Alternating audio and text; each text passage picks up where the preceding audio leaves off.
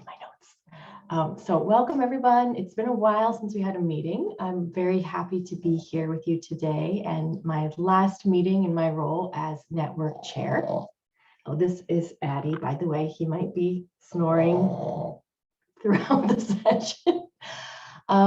So for the first part of the meeting today, we will hear from our guest speakers, Dr. Elizabeth Sumida Huaman and Dr. Mike Dockry, who will present their talk, All My Relations, Indigenous Lands and Global Mindedness in Higher Education Learning. We're very excited to have them with us today. And after their presentation and a chance for questions, I will then pass the meeting over for introducing our new network co-chairs, Dr. Santiago Castillo Gutierrez and Dr. Giuliani Silva. Also very excited to be passing the network on to them. I just wanted to start by acknowledging today that I'm joining you from the lands of the Stolo people who have had relationships and responsibilities to this place where I am since time immemorial and are still struggling to have their lands returned to them. And one of the things that we've been trying to talk about in the network is the ways that colonialism sort of shapes even the conversations we have with each other, not only in terms of where we physically are joining from, but also the colonialism that informs the technologies that connect us, the minerals that go into these computers, and the many different layers that are at play there. At the same time, the network is, as a whole, really just beginning to ask questions about the relationship between internationalization, indigenization, and decolonization, and about these relationships between different formations of colonialism, because it's not just one kind, it's many different layered histories, as well as different anti-colonial struggles. So these conversations will need to be complex and multi-layered and accountable, and not shy away from the tensions and difficulties of thinking about our unevenly distributed complicity and harm. So I'm really excited that in order to support us to deepen this kind of inquiry, we have our guest speakers today. So I'm going to introduce them and then pass the floor over to them. Dr. Elizabeth Sumida Huaman is Huanca Quechua from the Mantaro Valley in Peru, an associate professor of comparative and international development education at the University of Minnesota, Twin Cities. You might recognize her as the first video in the CIS masterclass course. She studies the relationship between Indigenous lands, cultural practices, and in and out of school learning with Indigenous communities and tribal institutions in the Americas. Centering Indigenous knowledge systems, her work examines several major themes. First, the interfaces between modernity, exogenous and endogenous development and Indigenous places. Second, Indigenous community-based educational design and generative environmental pedagogies. And third, Indigenous and comparative frameworks and practices of decolonial rights. As an Andean Indigenous scholar, her goal is to advance Quechua research methodologies and research design, and she writes about these processes in fellowship with other Indigenous research methodologies worldwide. Dr. Mike Dockry is a member of the Citizen Potawatomi Nation with traditional territories around Lake Michigan and a reservation in central Oklahoma. He was born and raised in Green Bay, Wisconsin.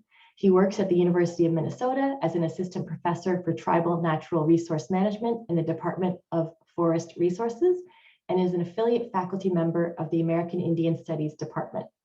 His research and teaching focus on tribal natural resource management, planning, incorporating Indigenous knowledge into forestry, and helping state, federal, and universities form partnerships with American Indian tribes. His research supports tribal sovereignty and addresses tribal environmental issues. Once again, we're very happy to have you all here, and I will pass the floor over to you. Thank you so much, Sharon, Santiago, Giuliani. It's so nice to meet you all and nice to see other faces here. Thank you for joining us this morning.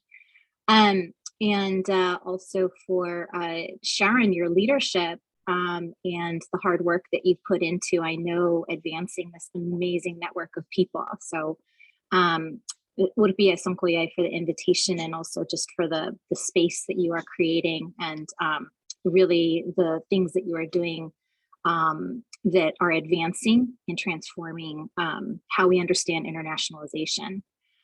So I would also just like to say thank you so much to Mike, who said, yes, I will do this.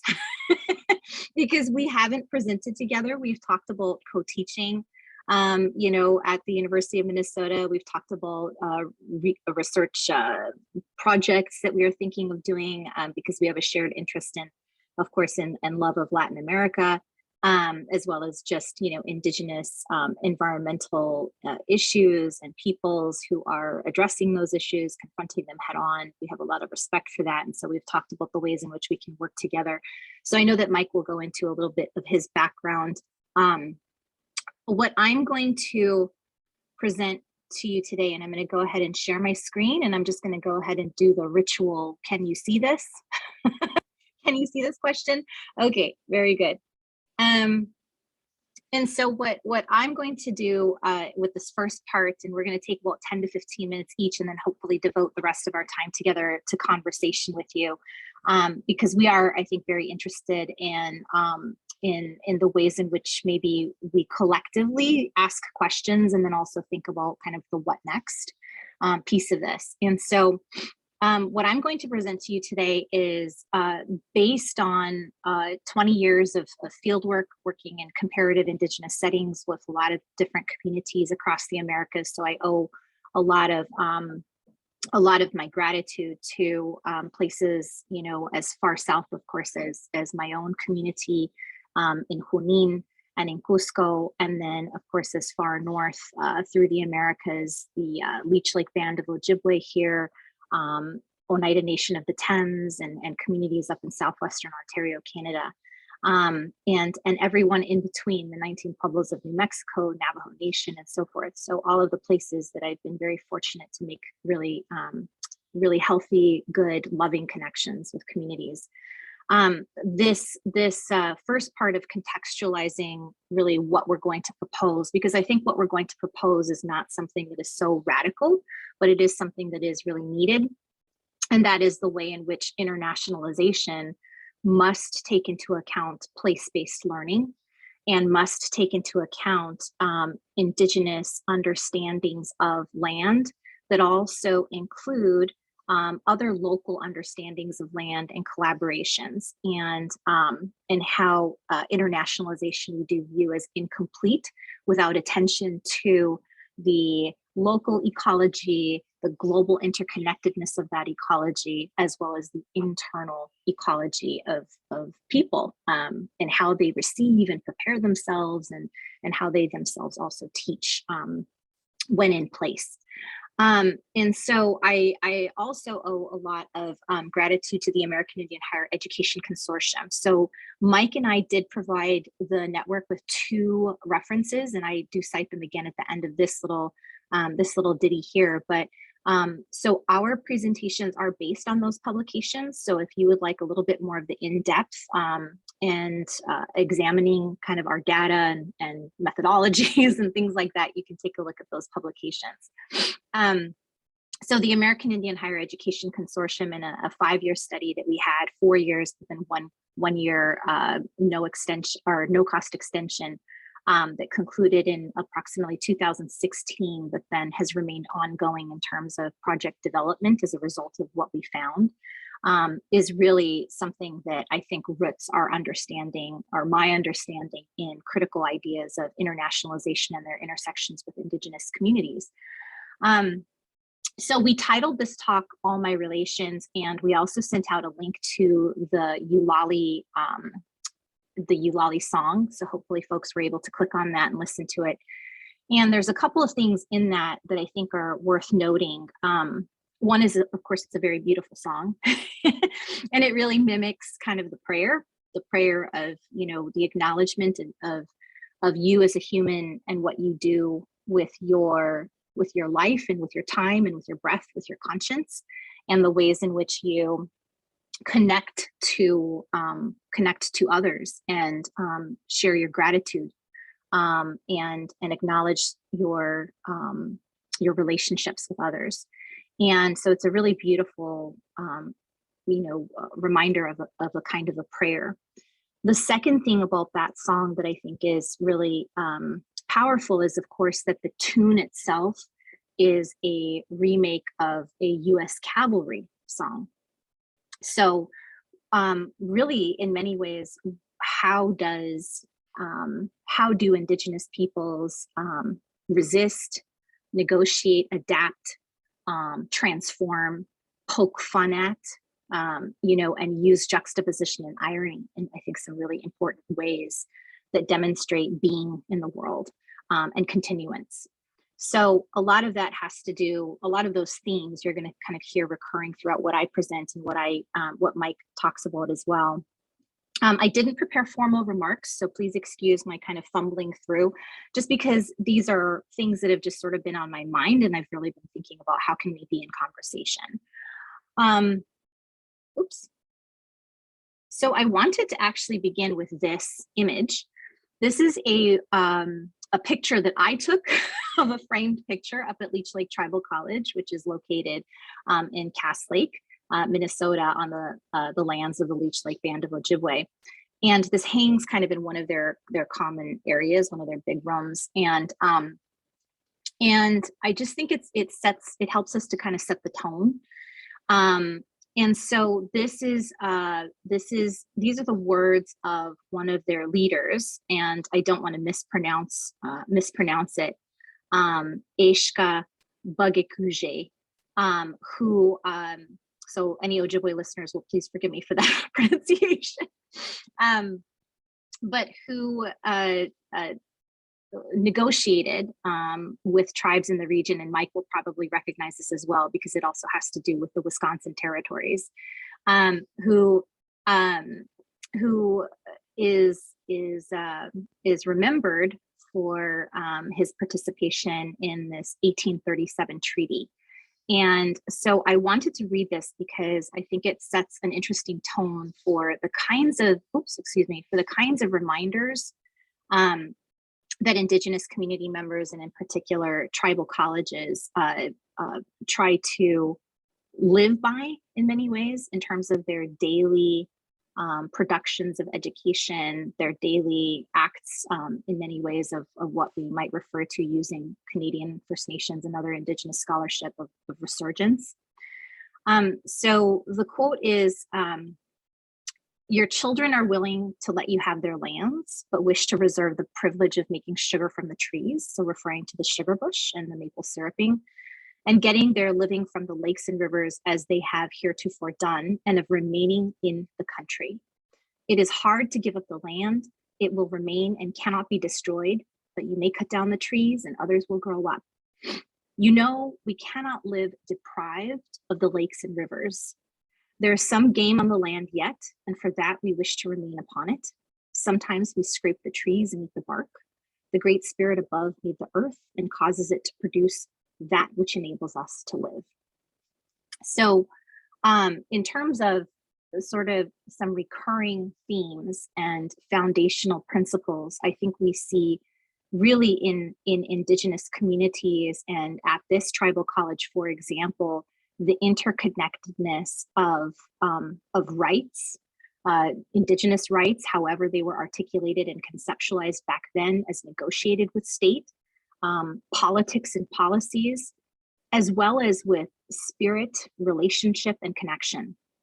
And so I think that those are some really critical themes that you might hear throughout in terms of the work that tribal colleges and universities are doing today, as I think really remarkable institutions of higher education and learning. So what are tribal colleges and universities? There are, at the time of our study, there were 37 of them. And the American Indian Higher Education Consortium is the umbrella organization for all of the tribal colleges. I believe today there's 38 of them.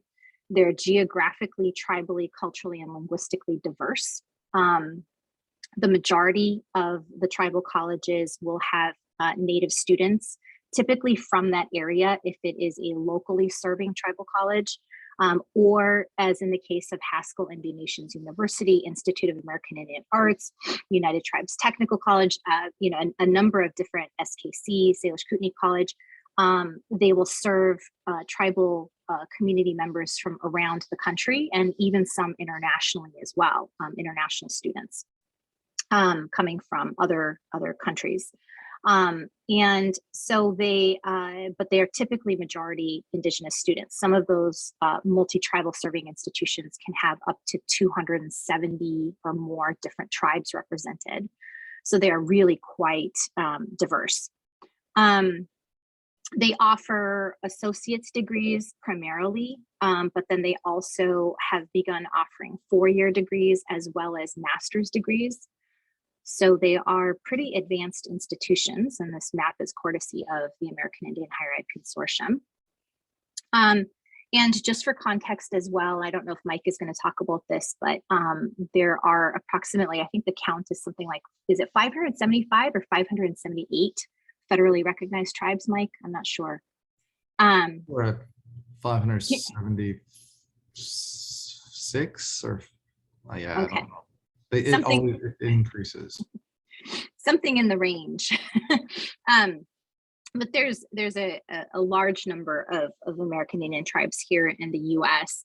Some of them can be very small, though, in terms of population size. But the tribal colleges, the first tribal college to be established was actually on the Navajo Nation in Arizona.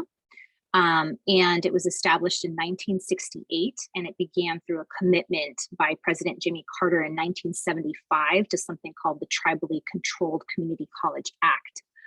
And that act provided support to tribal nations who wanted to begin their own institutions of higher education learning due to a number of factors. So some of them included geographic isolation, lack of access to mainstream higher education, cultural disparities with mainstream or non-Indian society, as well as the need for local control of education for tribal members.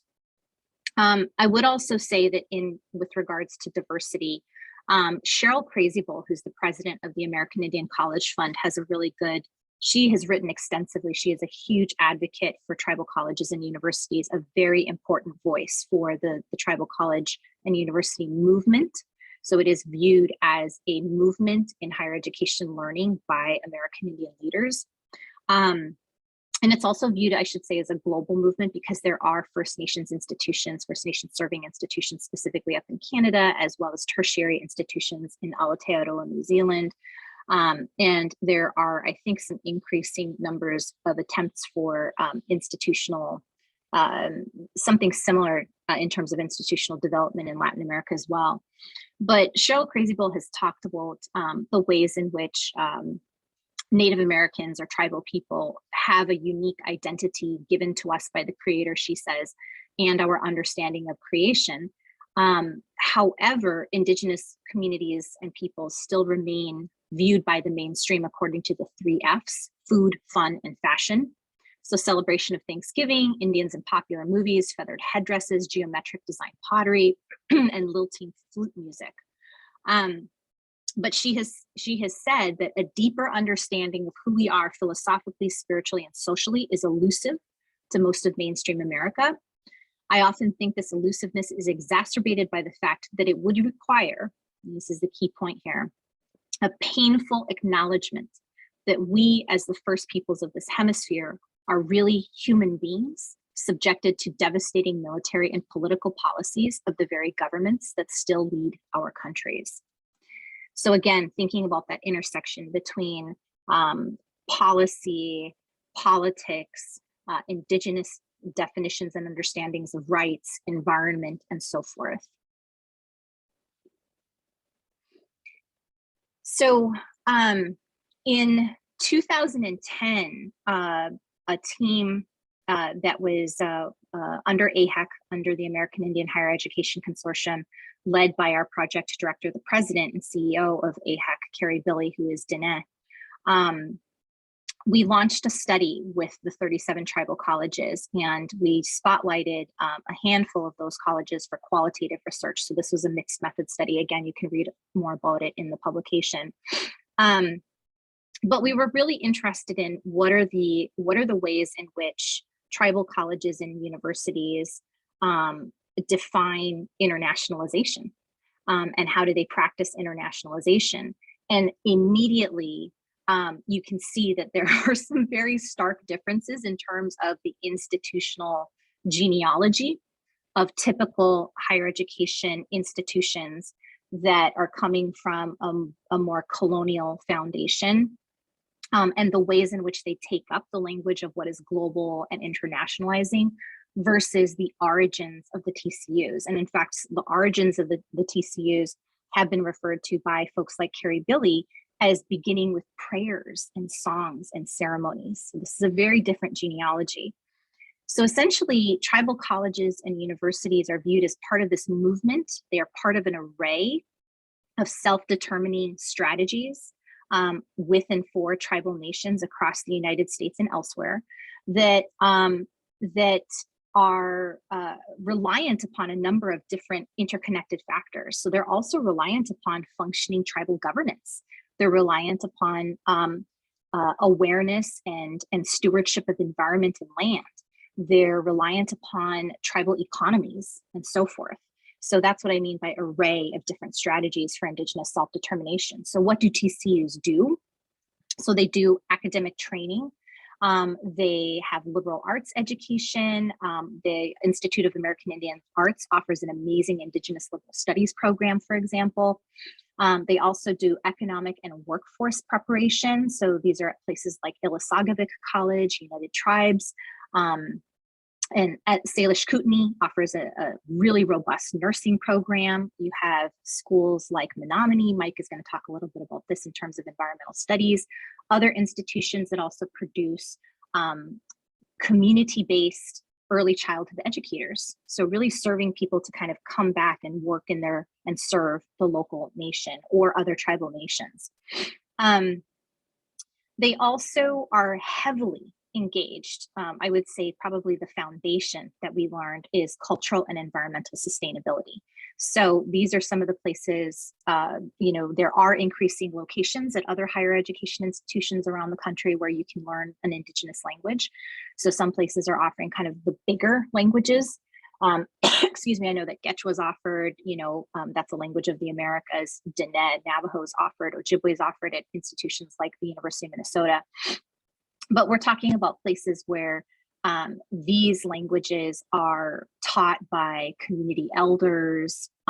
They have a very heavy community-based practice.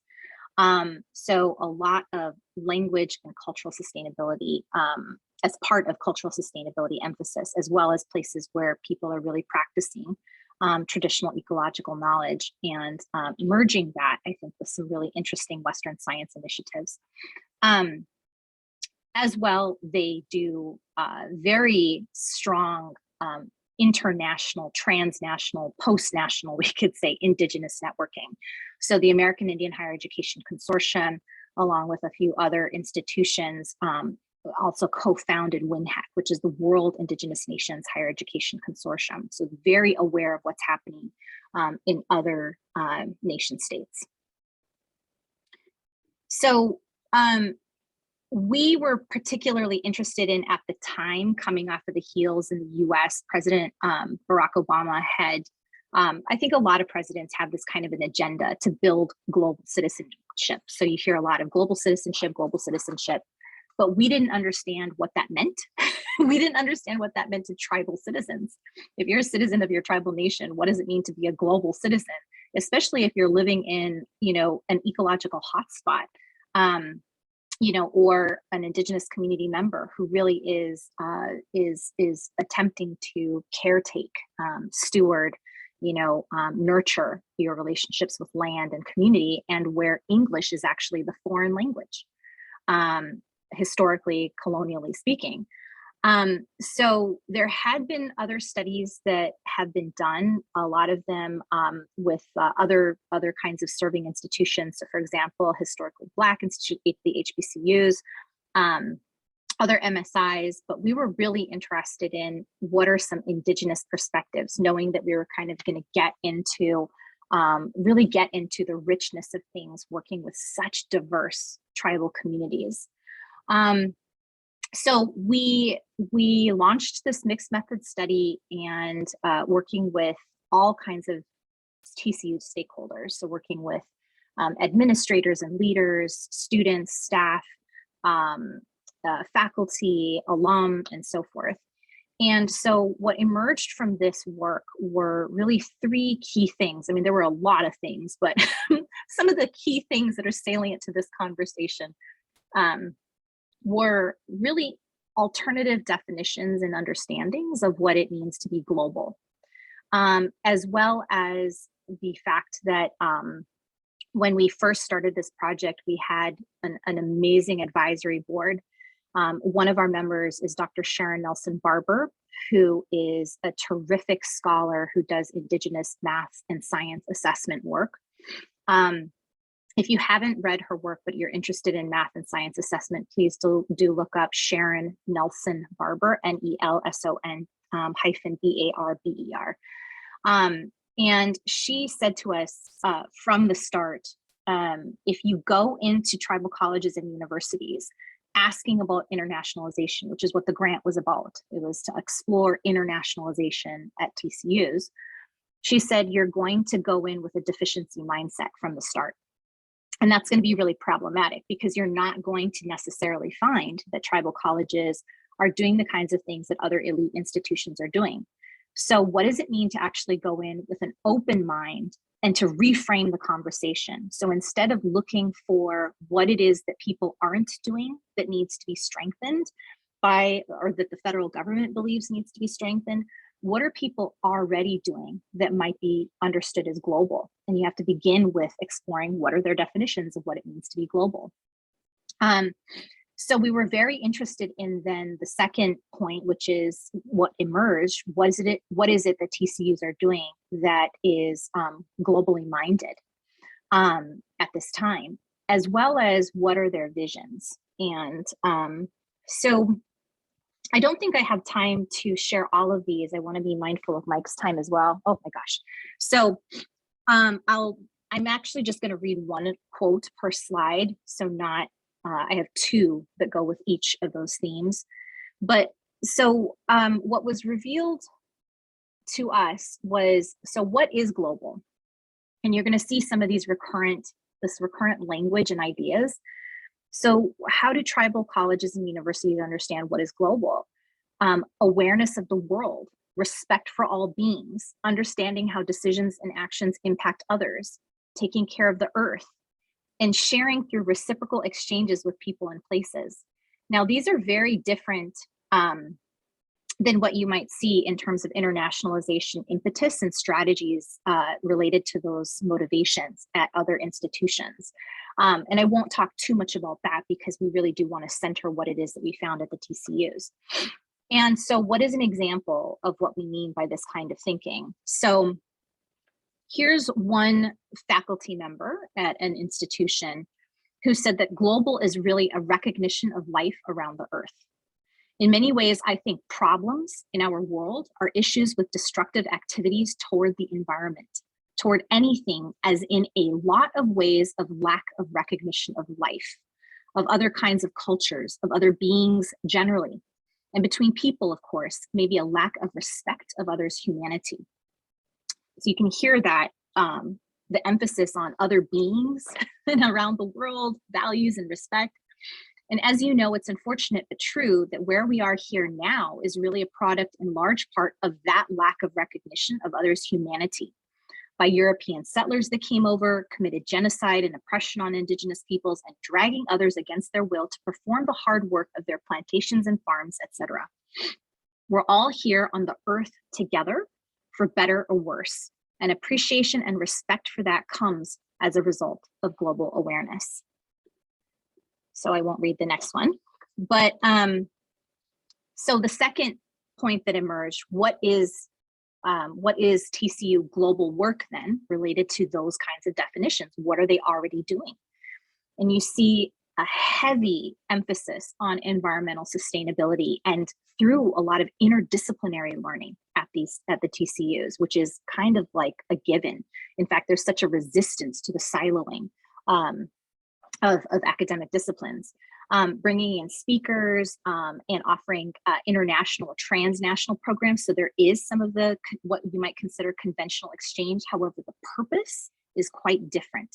And the purpose really, we'll hear from a student a little bit later, is about what it means to go out, learn from other places, and bring that home. As well as general campus programs that raise awareness of Indigenous globally shared issues. And so I'll read this quote regarding that theme that emerged.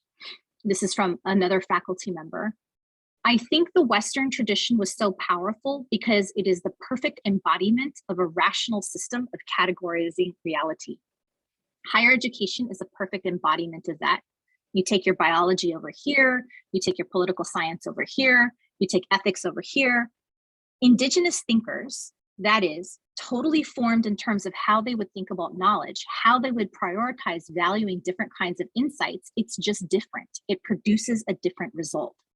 So I would argue that global thinking is embodied in people who possess worldviews wherein they don't get fixated on the categorical kinds of spaces where we situate knowledge, but instead are constantly looking at the relationships and processes that we are bound up in that make us who we are.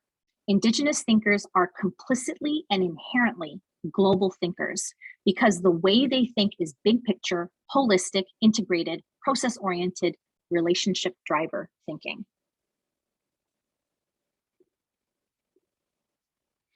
So in terms of the third theme, this idea, for some reason, it persists, this idea in the federal government that Indigenous peoples aren't interested in anything quote unquote international because of the lack of numbers of students going to study abroad programs, because the lack of diversity, for example, in foreign officer training programs and so forth. Of course, we're dealing with a very small percentage of the population in the United States anyway. But then the perception that you kind of have to like drag people along into these quote unquote global programs is actually quite a fallacy. So what did we learn at the TCUs? That at TCUs, there are many ways that they really rethink global visions, but they also have dreams and desires.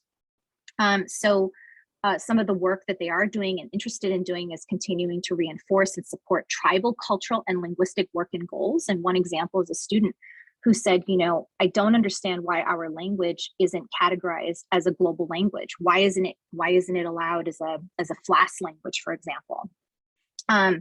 Because our language is global. It's spoken across the Arctic region. It's spoken, if we think of geopolitics, if we think of nation state boundaries, it's spoken across a number of other places, but it's also inherently philosophical in its way of understanding our world and our environment.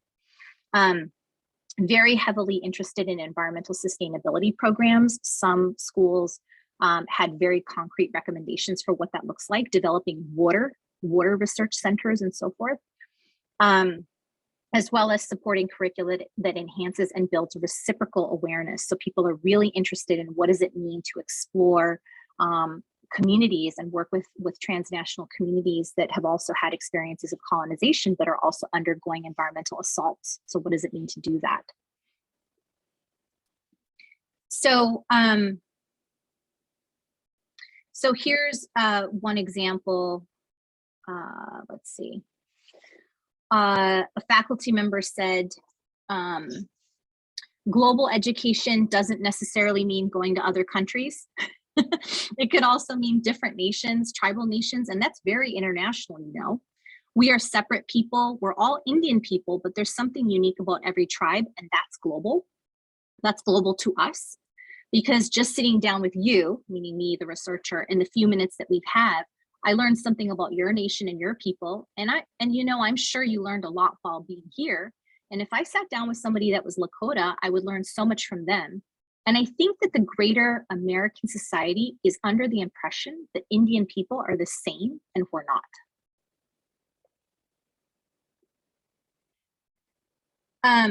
I will also say this because I think it goes into the last slide, which is a point regarding contribution. So this understanding as well that TCUs, Indigenous communities, anything Indigenous institutions, whatever programs are like very impoverished and sort of in deficit already and in need of support was something that was also transformed by this research, which is that faculty, community members, leaders, students, everyone said, we have something to offer.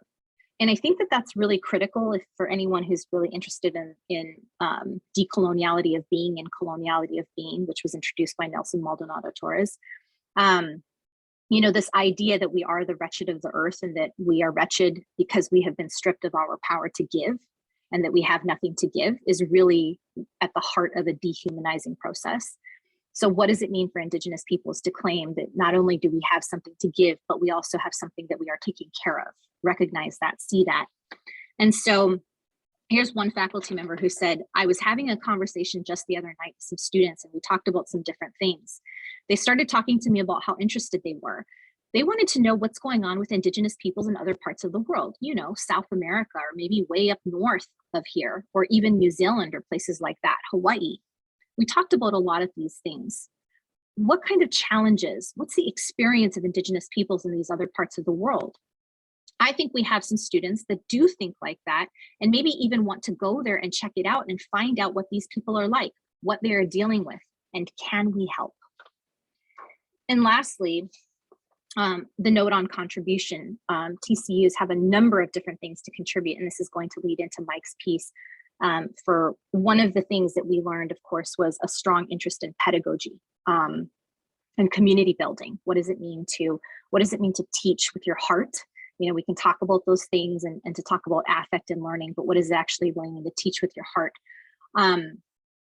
And so one Indigenous administrator said there are things about Native people, about how we interact with one another, how we're very community-based, and our structures were set up where we worked as a community because we were subsistence-oriented. And if someone didn't pull their weight, then the community suffered. Those kinds of ideals and values the world is hungry for. And so in the educational arena, if we can instill those kinds of values in our programs, those students, when they graduate, can go out and serve in different school systems, different tribal governments, different non-tribal governments, and non-tribal businesses. Wherever it is that they want to go, wherever they want to serve their value system, their uniqueness is actually something that can impact because of how we are as Native people.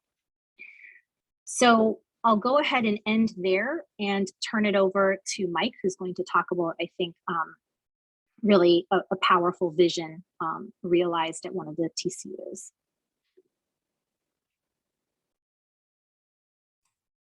Great, thank you, Ellie.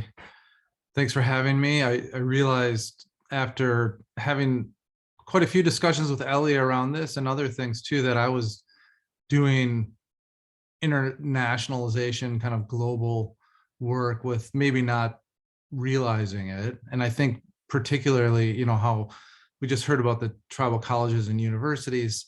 I worked for the federal government for about 20 years as a researcher and a forestry person with the U.S. Forest Service. And I would always try to say, look, these are other nations. You have to work with tribes, just like you'd work with the government of Canada or Mexico. And that's really the mindset that we need to start bringing to the table when we're talking about these issues. So let me share my screen here. And I'll go, are we going, oh shoot, let me stop this for a sec. No, actually I'm fine. We're going till, we've got like little less than 20 minutes, right? Top of the hour. We usually go for an hour and a half for the whole meeting. Okay. And so yeah, take your time. It's oh yeah, great. okay, great. I was gonna try to like cram it down into 5 minutes so we could talk, because we're really interested in discussing here. And you can see my slides, right? Mm-hmm. Yeah, okay. So one of the things, thank you for Sharon, for the great introduction. One of the things I'll add is that I worked, when I was with the U.S. Forest Service, worked with the College of Menominee Nation, actually stationed at the college for about 9 years or so. And this is the work I'll present on the model of sustainability that came out of the college. So it's not my model, it's really something that's been developed by the community and the college. And I'll talk about the reasons why. Another thing that sort of brings me into this realm, and originally when I met Ellie here at the university, I thought really cool because I was in the Peace Corps down in Bolivia in Quechua speaking communities, essentially doing work with, well, I worked for a university and they were doing technical, they call them technical degrees of agriculture. I think of it akin to our associate degrees. And they were trying to solve problems that I think the tribal colleges have also been trying to solve. And that is, how do we get Indigenous students that enrolled in these programs and also benefiting their communities from the program? So in this case, the university was about, let's just say if you had your own car, you could probably get to the city in about 7 hours. If you had to take the bus, which 99% of the people have to, it could take anywhere from 12, 15 hours to like a couple days, depending on the rain, right? You're pretty remote, Quechua speaking community. The students would go into town to go to the university, and one of two things can happen, right? One, it can be complete failure, right? The student doesn't do well, they end up sort of getting lost in the system, and then they come home as essentially failures, which when you're in a society that looks communally at relationships, that's not just one person that struggled and failed, that's like the entire community. And so that causes a lot of negative self sort of reflection. If this is the best, smartest high school student that we had, right? This was our hope and they can't do it. What does that mean for me? If that person couldn't do it, well, we're all failures here. So that's a thing. The other one is that if they end up succeeding and getting that degree, they're in the city now. There's not really that many opportunities at home. So they stay in the city. So you have this massive brain drain.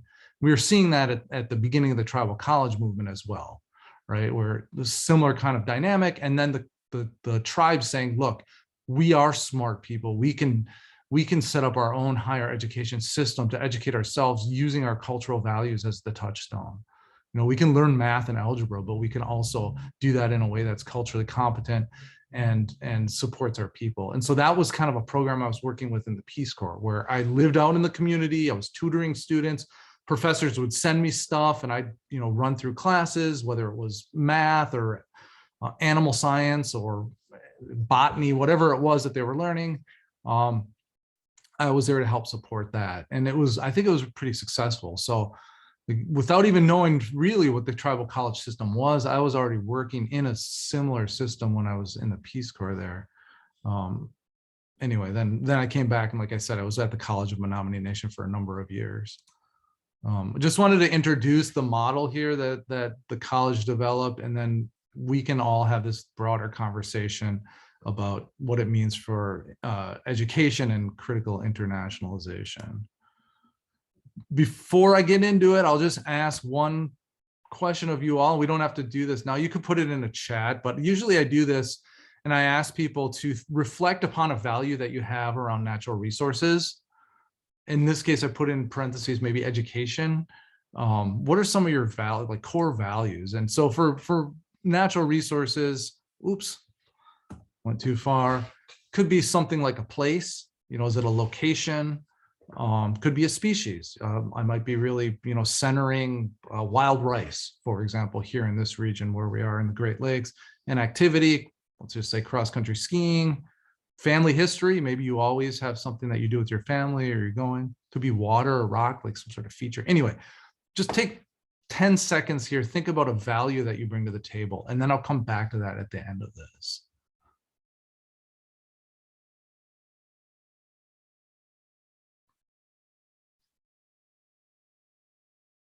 All right.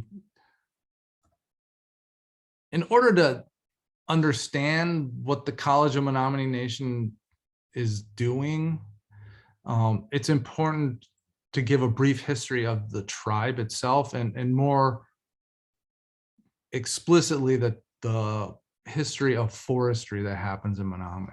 So usually I'll say Menominee and a group of foresters, people have heard of it, but you may not have heard of Menominee, but I want to give you a quick history here. So here's a map of what we know now is like Wisconsin, Upper Peninsula of Michigan, and Minnesota. So you can see this is Lake Michigan. This is the Bay of Green Bay right here where my mouse is.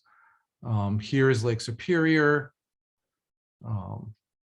And this is kind of a map that the tribe made, Menominee tribe made, to show their traditional territories. It was about 14 million acres. Menominee are indigenous to Wisconsin. I'm Potawatomi. We have our history includes migration from the east through the St. Lawrence Seaway to the Great Lakes. Menominee tradition, they've always been here or there, depending on where we're standing. And they really fought hard to stay within this region. And this deep tie to place, to this land, is what I will get to in this model, but it really helps them think through pretty much every decision that they can make as a community. Tie to place, deep tie to this homeland. So if you look at a modern political map of Wisconsin, this is what you'll see.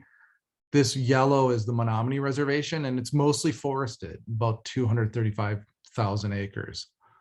Again, you can see this is the Bay of Green Bay here. And if you look at Google Earth, which is pretty darn cool, you can see that same shape right here. This is the Menominee Reservation, and you can see it from space. That is despite, or maybe because of, over 160, 70 years of harvesting that forest for timber, milling logs into into boards, essentially. They've been doing that since the 1850s when the reservation was established, and they're doing it today. And they have a forest it's healthier today than it was in the beginning, I guess.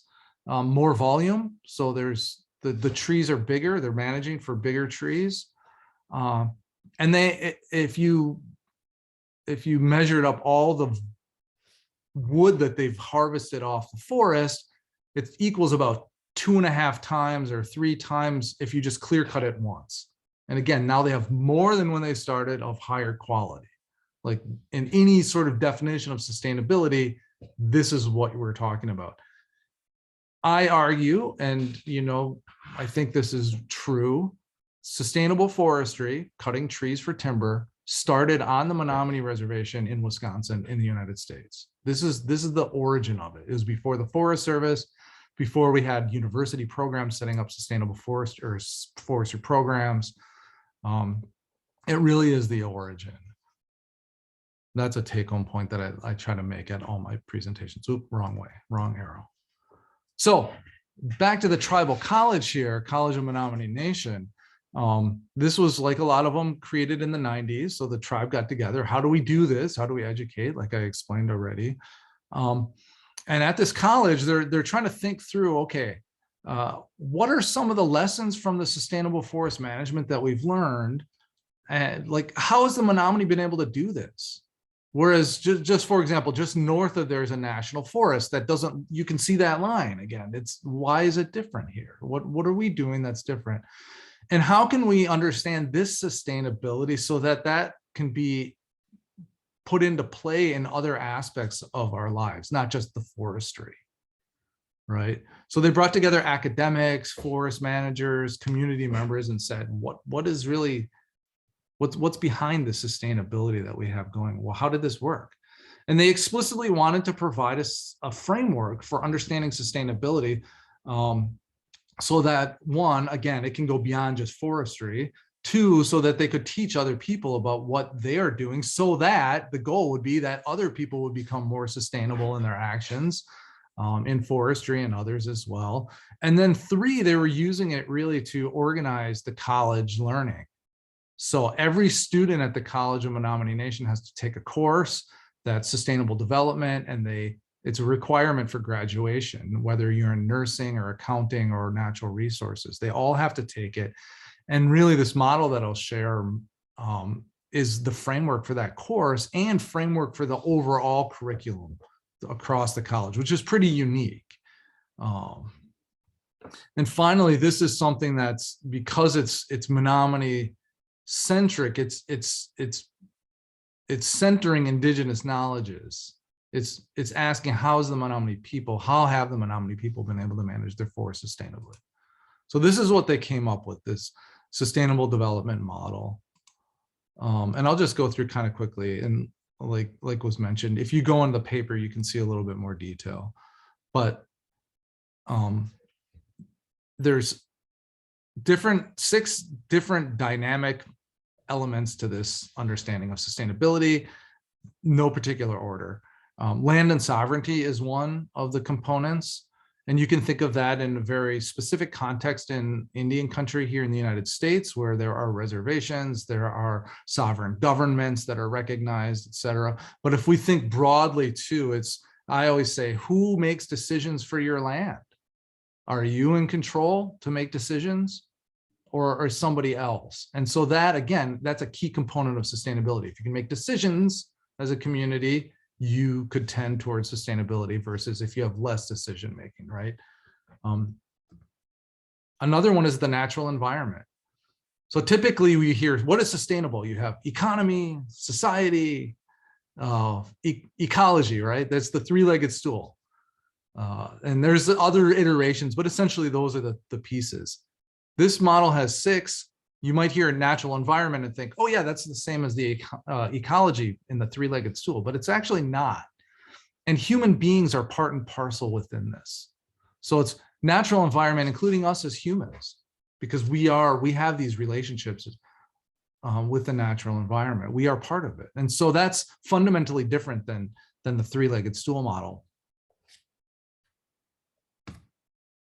Institutions. In fact, that humans are part of every one of these model components. Institutions, we can think of our modern institutions, modern tribal governments, modern tribal colleges, or our traditional institutions like clan systems, for example, that helps organize us. So I'm listing the pieces of sustainability. Technology, again, we can have super modern GIS, geographic information systems, mapping systems that help us manage lasers and things, drones now, satellites to manage our forests. This is technology, but it's also traditional technology. How do we tap those maple trees? How do we make birch bark baskets to winnow wild rice? Those are technologies that are part of this.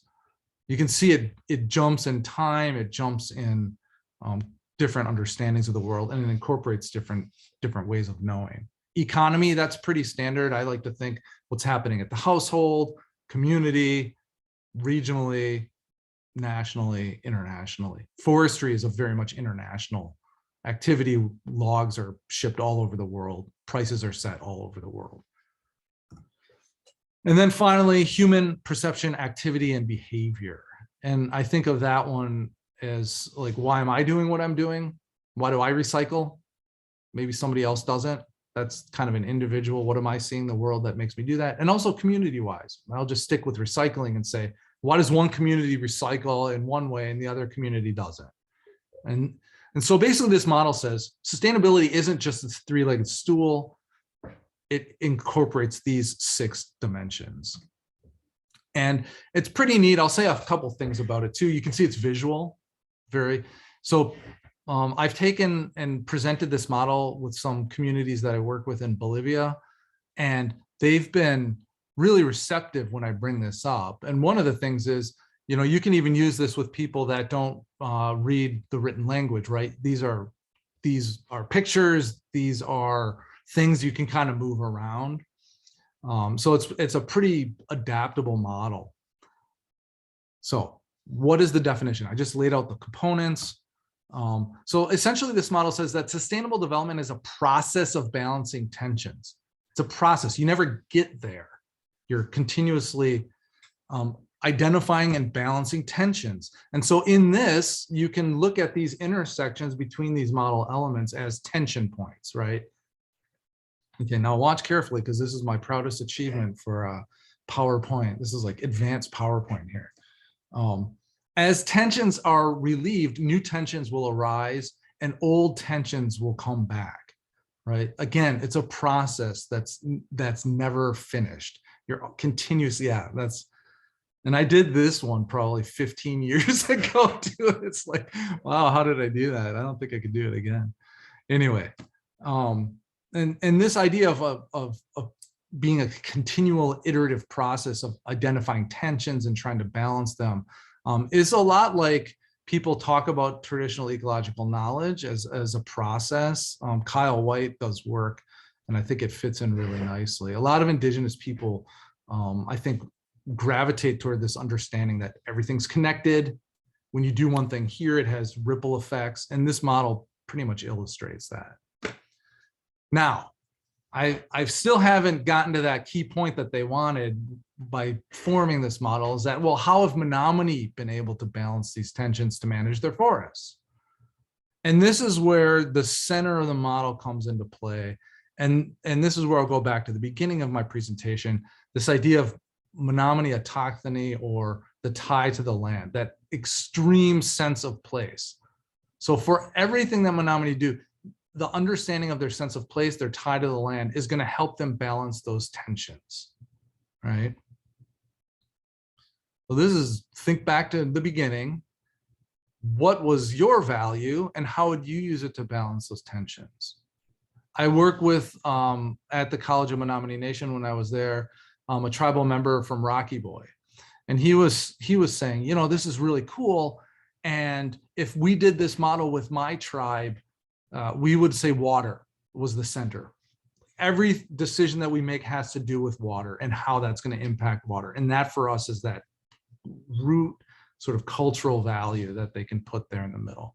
When I brought this down to Bolivia, one of the communities that I worked with, I worked with people, it wasn't the full community in this particular meeting. It was folks, it was actually in the city where I presented this. And their response was, oh, we have to go back and have discussions with everyone about our stories and our cultural values to figure this out, right? Because again, it was something that was real. I don't know, they could see the value in looking at the world this way. It made intuitive sense to folks. So I'll just wrap up here. The way I actually use the model, and the model can be used, is to construct a narrative. And this narrative can be used to understand where we are right now, can be used to where do we want to go, where have we been, and sort of that change through time. As you're constructing a narrative, I can come at it that from my perspective and add, but somebody else can come with a different perspective. And because it's this sort of narrative exercise of looking through this, we can coexist together. We can interact together. We can create a common narrative that brings all of our values together, right? So it's a beautiful way to integrate traditional knowledge, indigenous knowledge. It's also a way, you know, we can use numbers on this.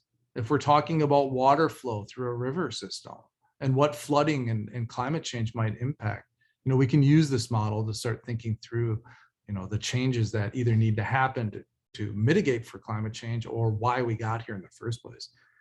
And then finally, again, I think it was made in a Menominee context. But as most people read about this or learn about it or talk about it, just like my Bolivia example, there's something there, I think, that transcends culture, transcends Menominee culture. And again, that was an explicit thing. They wanted other people to be able to use it. And I think they've succeeded in that. I can construct a quick narrative here, but I'll be done in a minute or two. So this is, I usually think of an example here. I'm forestry, so I say clear cutting.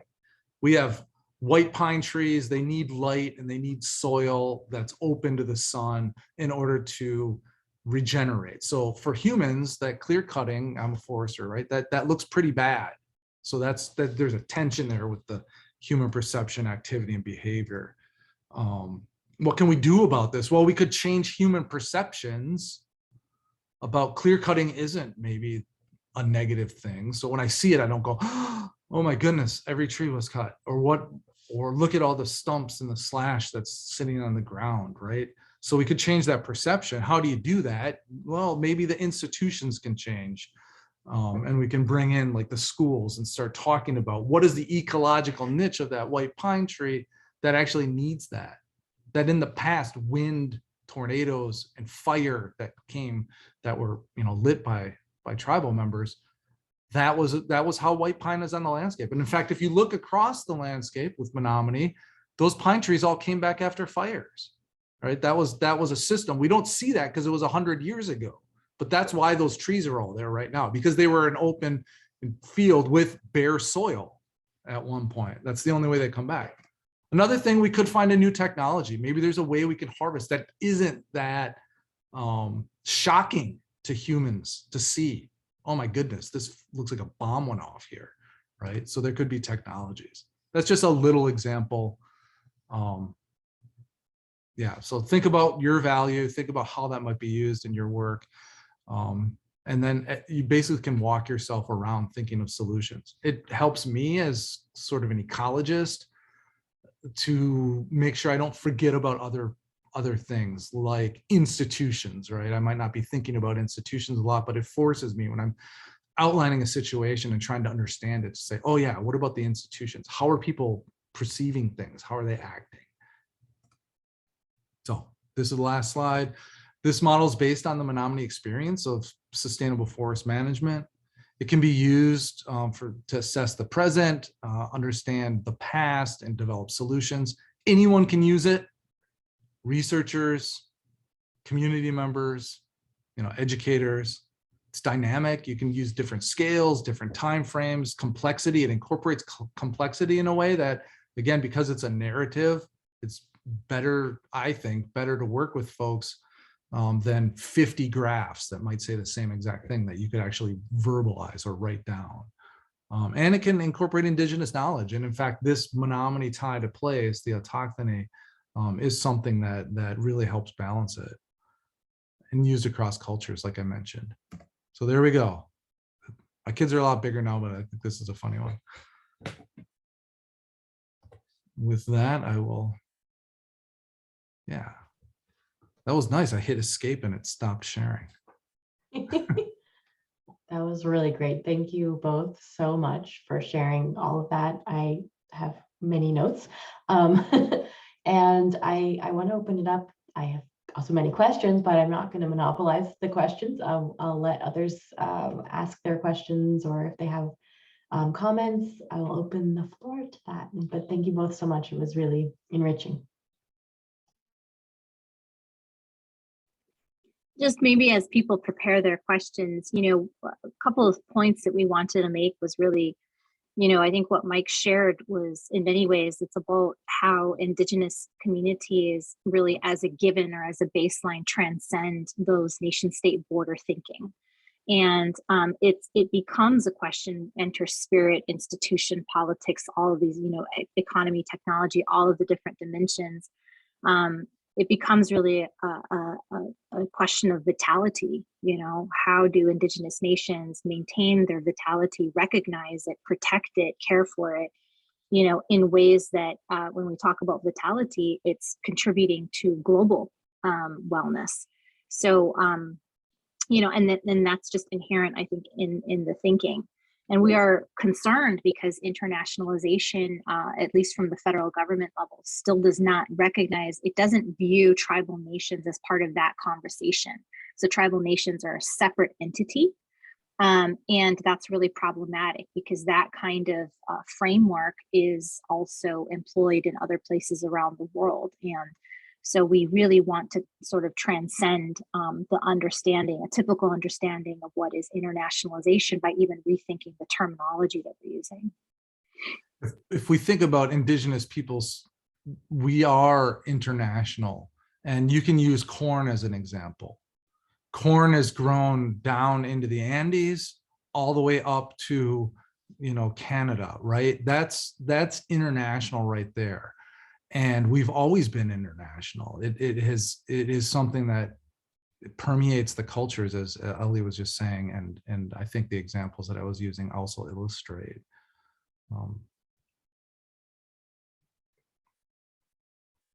And we wanted to bring to you sort of this ecological model and the consideration of place, because place doesn't see those borders. Air, wind doesn't see those borders. And so how does what Mike presented, for example, how can that serve as, in many ways, a model for Indigenous global thinking that is in love with place? But also, how can it serve as even like, do we need to reframe curricula and reframe, if we're talking about any number of the different programs or ideas that fall under internationalization strategies, do we need to reframe like what is required of students and faculty and any of the stakeholders, in terms of environmental awareness?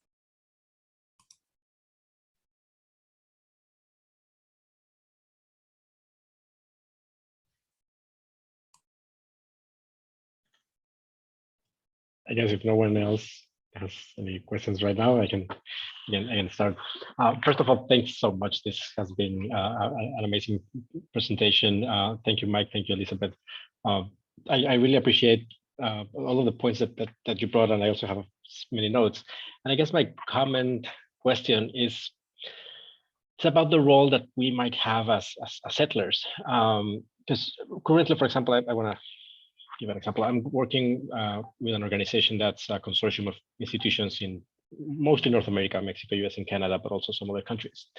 And a couple of years ago, we held a conference in Saskatchewan at the First Nations University of Canada in Regina, Canada. And the idea for us was to bring and connect Indigenous peoples from North America as for this conference. But I realized, and looking back, that a lot of what we were thinking at the time and we were doing was kind of, as you were mentioning, Elizabeth, pushing a little bit of our own notions of global and international collaboration, but at the same time, I think this tension is also like Mike was describing. The hard part is that sometimes as outsiders, we see and we understand the value and the contributions that each, for example, the Universidades Interculturales Indígenas, Intercultural Indigenous Universities in Mexico, and the colleges like First Nations University in Canada, or the colleges here in Arizona, where I'm now, the Donodam Community College down the road. They have a lot to offer among themselves. They share a lot of the same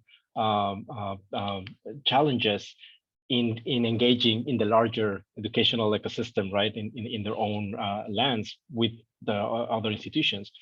So how can we better frame and better balance those conversations in which we know that we can probably somehow be part of the conversation in creating these spaces without entering with this notion of, I'm here to help, right? So that's something that I constantly struggle with, and I don't know if you have any thoughts on that. Mike, do you want to? Sure, I can. I'm not sure if I'm going to get what you're after, but one of the things I was really engaged with, because I was working for the federal government at the College of Menominee Nation, we really got engaged with international exchanges of other Indigenous people. And my attitude in that manner, or in that regard, was we can help facilitate discussions, but those discussions then kind of step back. So funding for a lot of, so because of Menominee sustainable forestry history, and it's an Indigenous community that has done this, there's a lot of interest worldwide from other Indigenous peoples, like, how did this work? Because they're facing very similar threats to their forests that the Menominee were facing back, in the 1850s, right? So hosting Indigenous leaders from Brazil, Central America, other South America, I think Ecuador, Peru, we had people up, maybe even, I think someone from Bolivia came up once, and then facilitating discussions there around what are Menominee doing, maybe sharing this model. Some of the highlights for those visits to Menominee included, you have your own university, that's a thing, we can do that, right?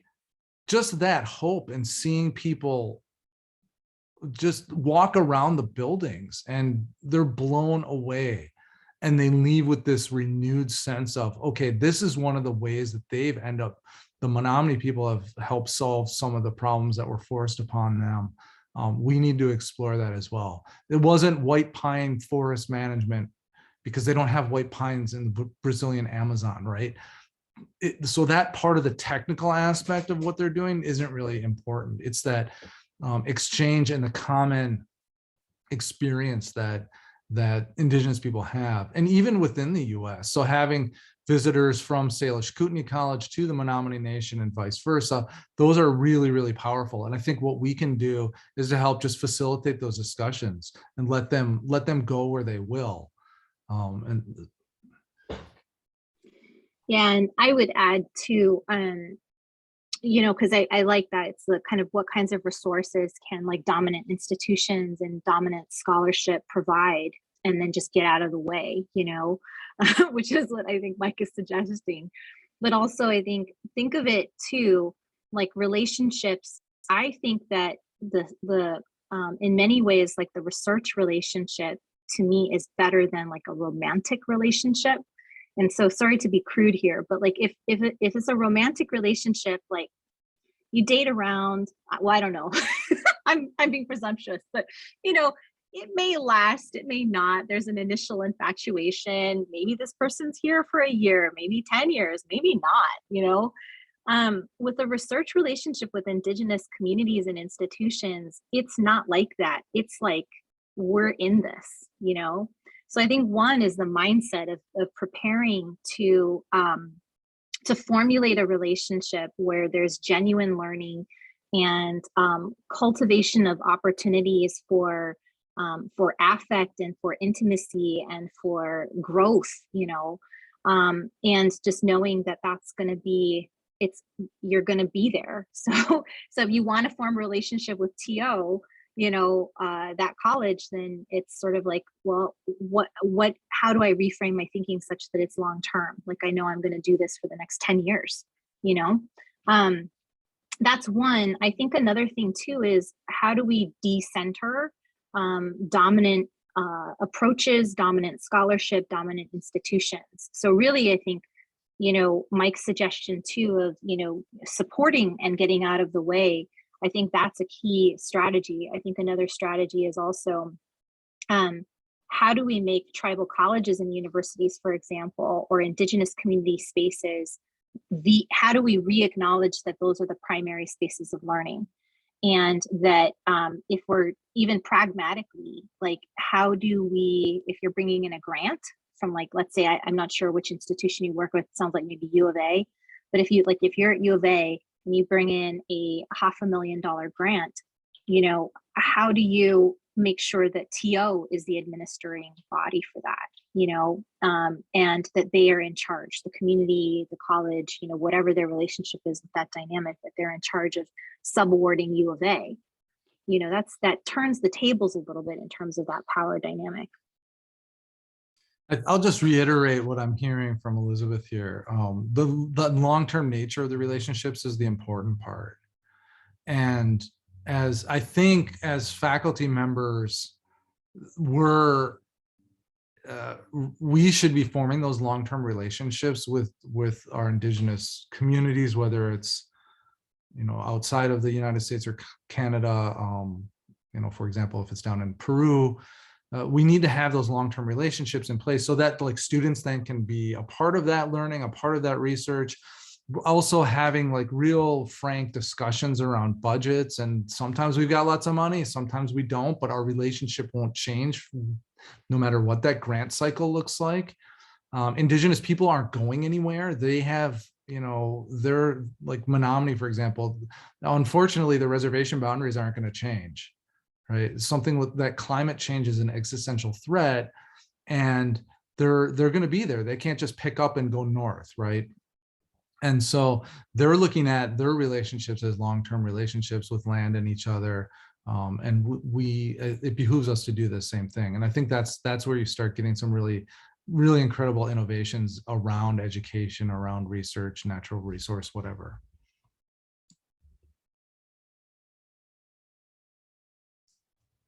Emily, do you want to go ahead? Sure, thank you. So yeah, really, really interesting stuff that you guys are talking about here. And I am a proud grad of the University of Minnesota. EDD for International Educators program. So it's the low residency program that would go in the summer. Anyway, a number of years ago, where I learned everything I know about internationalization, right? So, and it's University of Minnesota is like a huge institution in terms of, traditional internationalization. And so I'm just sort of wondering, I think, Elizabeth, you said something about like, if you go in there with the, that sort of mindset, if then it creates a deficit mindset. So I guess I'm just wondering, like, how did you not, like, what did you ask the people? I assume you just didn't go in there and say, like, how are you internationalizing according to this, Hornhendel and Fry article from 1990 something. Like, how did you not? And then also sort of like, who did you talk to at each of these TCUs?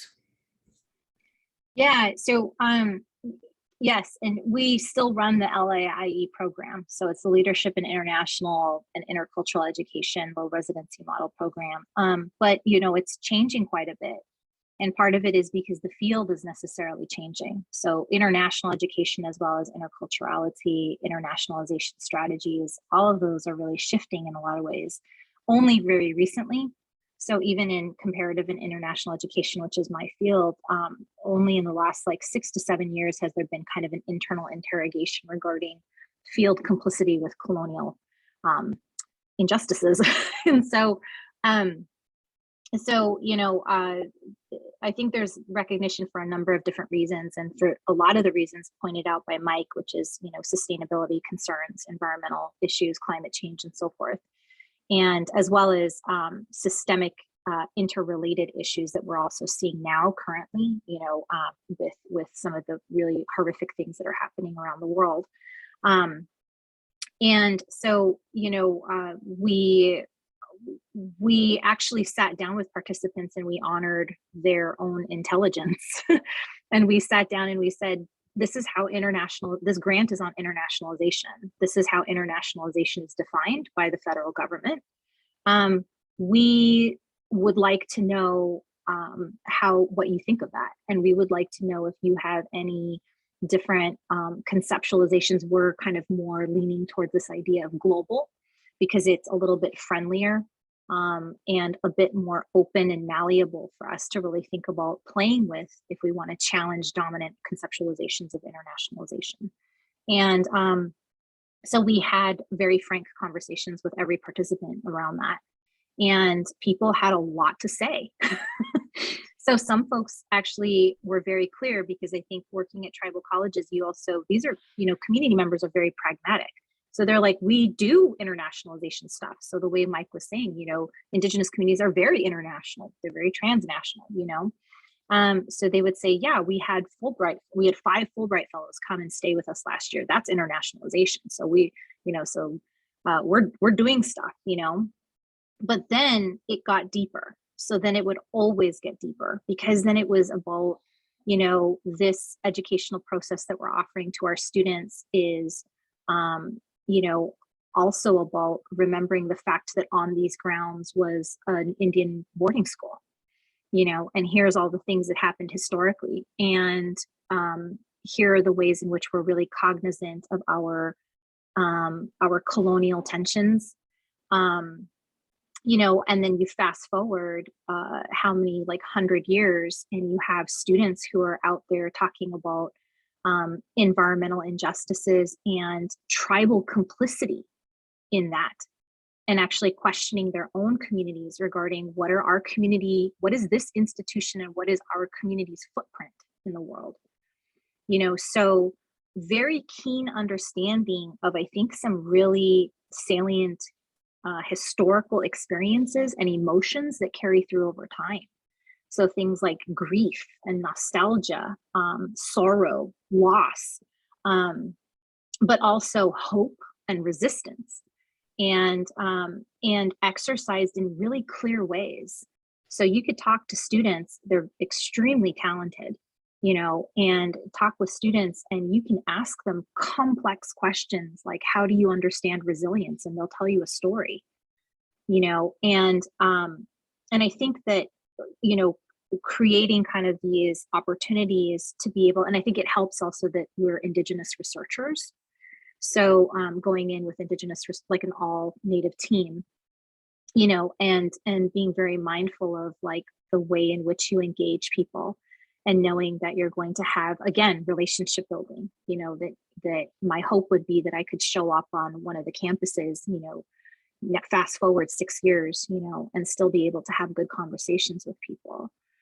And so I think, to answer your question, we are moving away from some of the dominant literature simply because it's not working for everyone.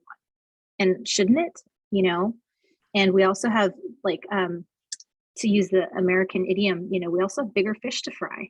And I think that's why Mike and I are really passionate about introducing sort of environmental sustainability, but using Indigenous foundational knowledge systems and philosophies to really inform that. Not saying that Indigenous peoples are going to save the world, because that's not what it's about. Kyle White writes about that. Like it ought to be on Indigenous terms as well, because you do have to protect that sovereignty. But what are the ways in which we can be recognized for participating in these conversations and actually driving them?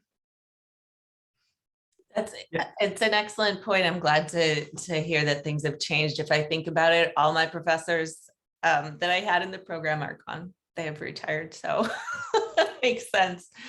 And I'm sorry, Mike, you were going to say something? No, I was just not about the University of Minnesota, but if you look at the tribal colleges, so the College of Menominee Nation requiring sustainable development course in the 90s, nobody else was doing that. Like now you have that as a component to different curriculum, different schools, like where you'd have to have something in environmental sustainability to graduate. They were doing this in the 90s. If you look at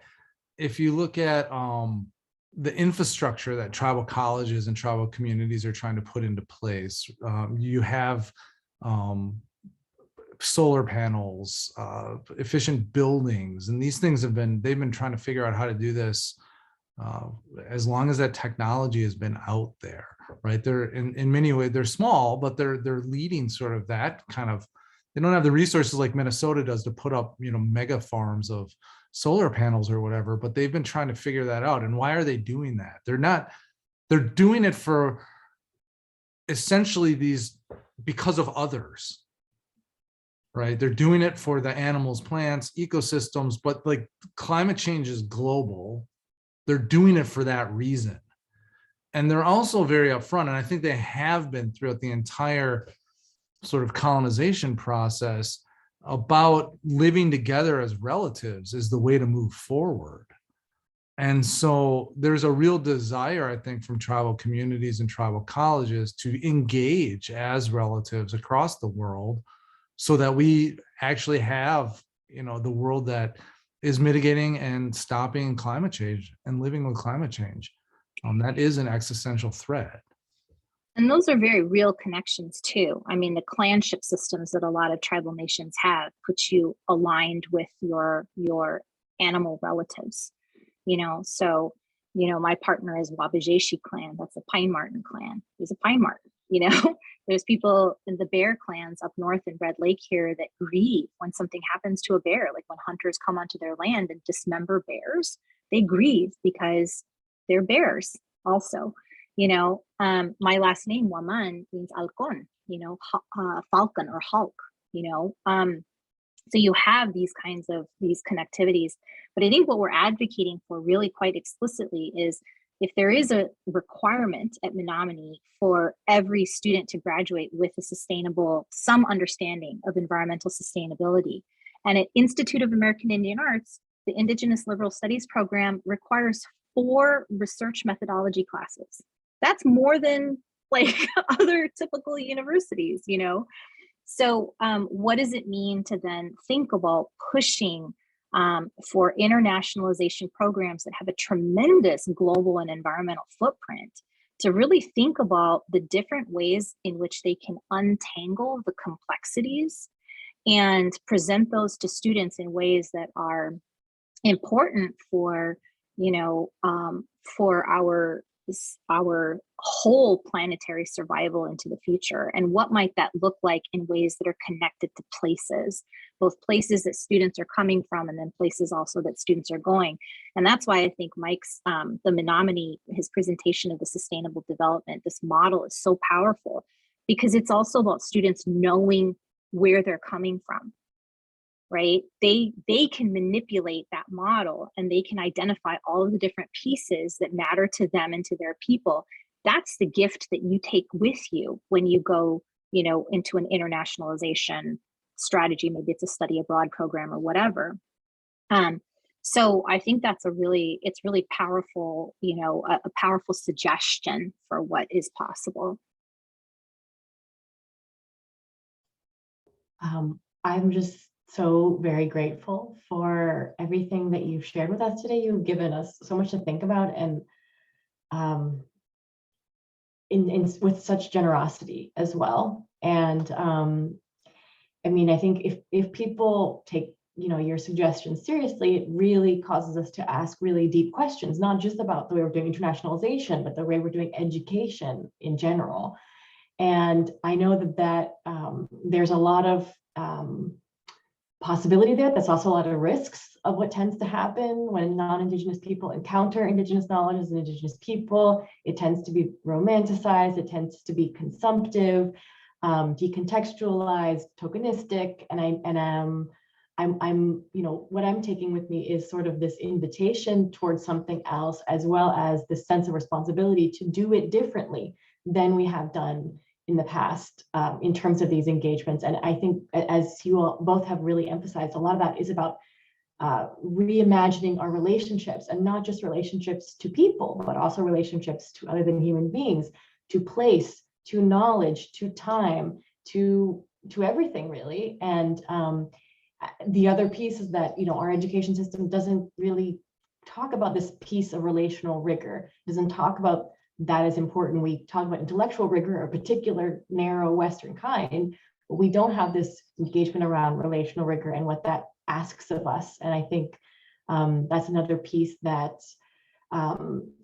we can be reminded of without feeling like, okay, we have to then copy the Potawatomi mode of relationship or the Quechua one, but it's sort of this interruption of business as usual, of trying to think about internationalization as well as education beyond the nation state, beyond capitalist development, beyond separability, beyond universal knowledge. And I think that is something I'll be taking away with me today. And I hope that others take what they can. And I'm again, really, really grateful for this really rich conversation. And I hope that in whatever way possible, we can continue it. And thank you again, Ellie and Mike. I'm just, yeah, thank you. Yeah, thank you, Miigwech. This was great.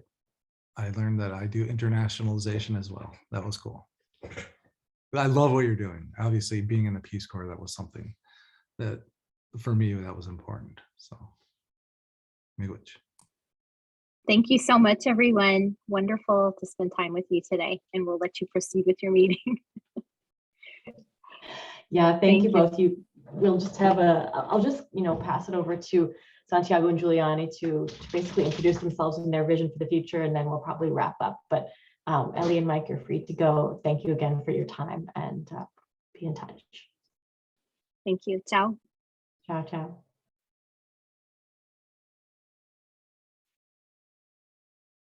Okay, so this is the very unceremonious passing of the baton that has already been in progress for a while, of Santiago and Giuliani taking over the chairing of the network. And I know that they are working a lot of things, and they're not quite ready to present their whole vision, and they want to have a lot more dialogue, but I want to just pass it over to them to introduce themselves and say a bit about where we're going to go next. I'm gonna go first, Giuliani. Thank you. Thanks so much, Sharon. Thanks for the opportunity. It's been amazing, at least for me, to be part of this network for the past couple of years, I guess, and to have these opportunities like the one that we just had, to learn and to interact with many people, many thinkers from different countries, different worldviews, and that always push us to think outside of the box and outside of our own paradigms. So for me, it's an honor to be now able to invest a little bit more of my time in making sure that we keep these things going and we keep these conversations going, and that we all can, create this space and this community where we can challenge most of the things that we have been reading, studying, practicing.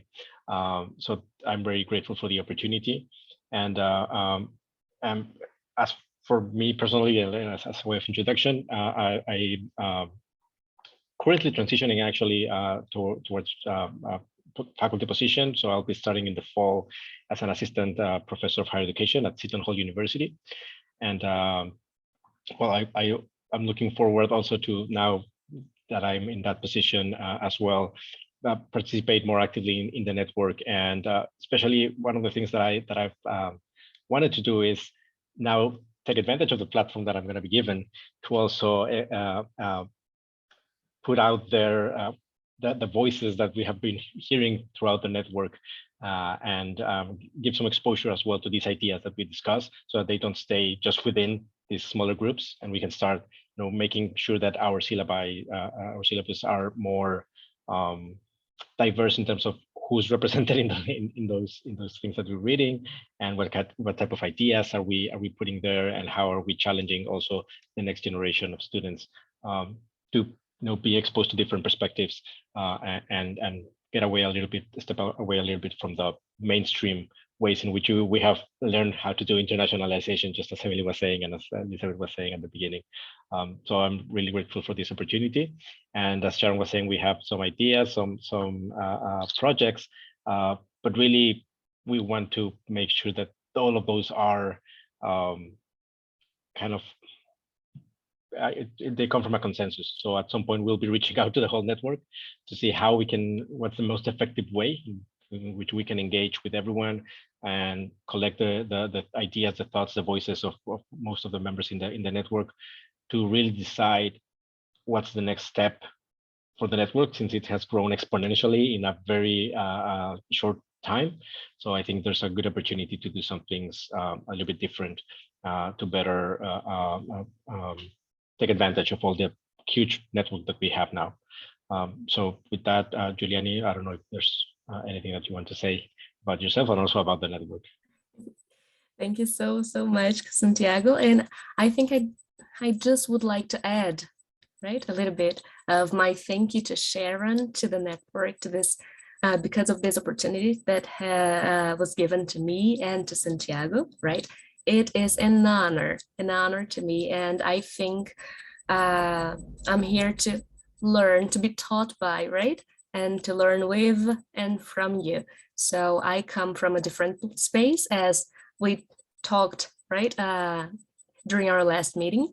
But I think diversity and heterogeneity are here to help, right? Are here to add to the network. So I really want to dedicate more time, more reading time, but more acting time as well, right, to the network. And also, I think that one of the things that we have been discussing in this network that we think it is very necessary and very important is to look at the spaces in which we are, or look at the complexities that involve our doing, our staying, our being in the world. For example, I am from the global south, right? And I am from Brazil. And when I say things like this, I know that sometimes we can think of a space of vulnerability, or maybe recognize the colonial thing, but at the same time, I cannot say that I do not benefit from this position, right? And at the same time that I'm here in the university, so I'm in a very privileged space here in the south of Brazil, which is read as the north of the south. So I think these things are very important to us. And this is one of the things that that I think both of us, right, Santiago, and also Sharon, we want to take with us, right, to understand the complexities of the work that involve internationalization, to understand the layers of our work, to understand our complicity, not only to understand rationally, right, but to engage into something, into a different mode maybe of working, coming from where we are, coming from who we are, but also, if possible, going somewhere else, right? Imagining something different. So I know these are not beautiful words because English is not my first language, so it's kind of hard to me, but I am here open to learn, to share with you. And as Santiago already put, we are thinking of many projects, but we will do something only with you, right? With you when we decide, which are the things that are possible or not, including the language thing, right, Santiago? So thank you so much. Okay, with that, I officially leave my post, and Santiago and Giuliani will chair the next meeting, and I will be there as a very enthusiastic network member. So thank you all for staying, and see you soon. Thank you. Thanks so much. Have a Thank good day. you. Bye-bye. Bye bye.